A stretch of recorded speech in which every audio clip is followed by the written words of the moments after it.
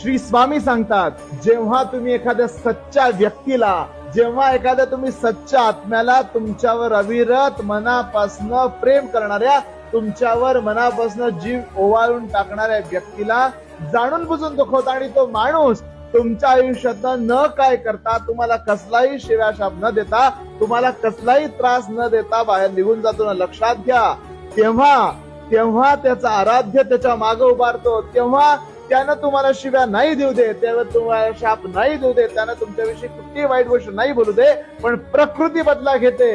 हा निसर्ग, ही प्रकृती त्याचा बदला अवश्य घेते. प्रकृती सांगते की चांगल्या माणसावरचा अन्याय प्रकृती कधी सहन करत नाही. तुमचा आराध्य जरी किती बळकट असला आणि तुम्ही जाणून बुजून चुकत असाल, जाणून बुजून वाईट वागत असाल, जाणून बुजून एखाद्याला दुखवत असाल, तर तुम्हाला या जगात कुणीही वाचवू शकत नाही. हे स्वामी वचन आयुष्यभर लक्षात ठेवा.